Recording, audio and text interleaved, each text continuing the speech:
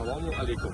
Bugun sizlarga respublikamizda yagona xalqaro davlat universiteti Yangi O'zbekiston universitetini tanishtiramiz.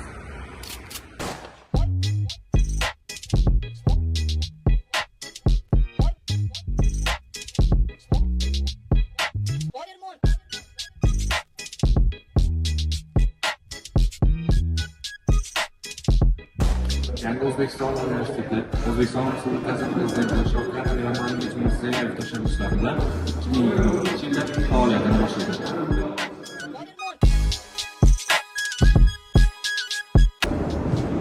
Universitetimizda 1316 talaba 76 fakultetlarda bakalavr va magistr bosqichlarida o'z yo'nalishlarida eng yaxshi bilimlarni tahsil olib kelmoqda. Universitetimiz kutubxonasida 3000 dan ortiq O'zbekiston va jahon kutubxonalari, bundan tashqari o'nlab xalqaro hamkorlik asosidagi universitetlar, xususan MIT va hamda Nyu-York kabi universitetlarning elektron kutubxonalaridan to'laqonli foydalanish imkoniyatlari mavjud. Kampusimiz Yangi O'zbekiston universitetining vaqtinchalik binosi hisoblanib, universitetimizning yangi binosi Yangi Toshkent loyihasi doirasida 2026-2027 o'quv yilidan boshlab faoliyat boshlashi ko'zda tutilgan.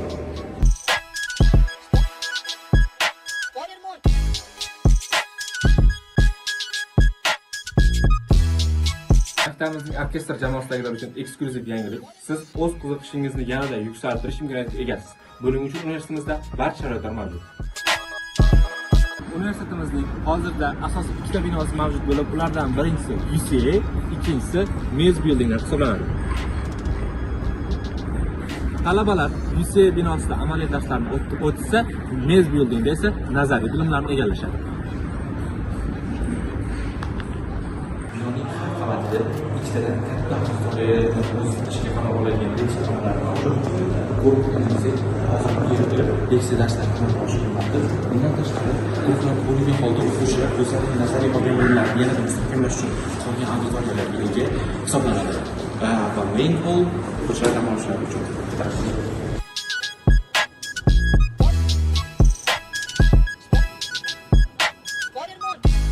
Universitetimiz talabalari universitetimizda joylashgan bir nechta o'nlab xalqaro kompaniyalarning rasmiy kurslarida o'qish imkoniyatlariga ega.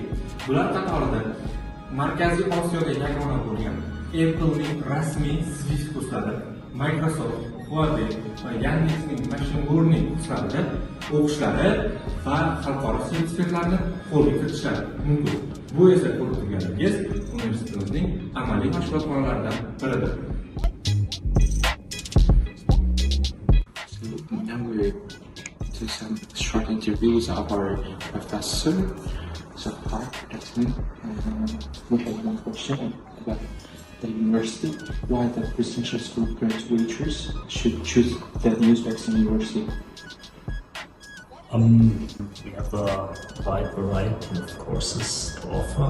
So from computer science to basic science. Hozir esa Yangi O'zbekiston universitetining ma'naviyat va ma'rifat bo'limi boshlig'i ustozimiz Umid Rajabov Farmoqulov bilan qisqa suhbat uyushtiramiz. Yangi prezident maktab bitiruvchilari Yangi O'zbekiston universitetida o'zlarining o'qish faoliyatlarini davom ettirishlari kerak. Hiç ikkilanmasdan bemalol ayta olaman. Bu yerda ikkita mezon yo'nalishimiz bor, ya'ni uchta mezonimiz bor.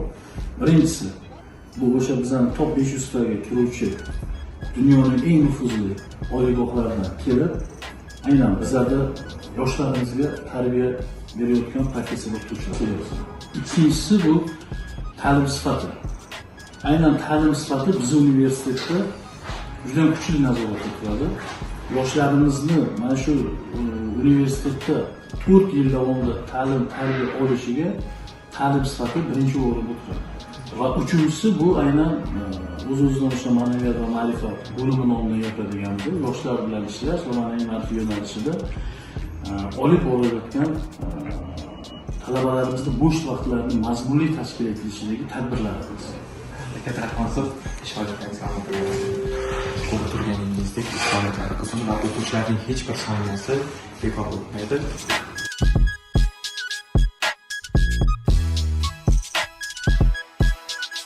Ko'rib turganingiz Yangi O'zbekiston universiteti haqida qisqacha tanishtiruvga ijozat berdi. Ushbu videomiz maxsus etnografik makon va tamaddun beshik guruhi. Katta rahmat.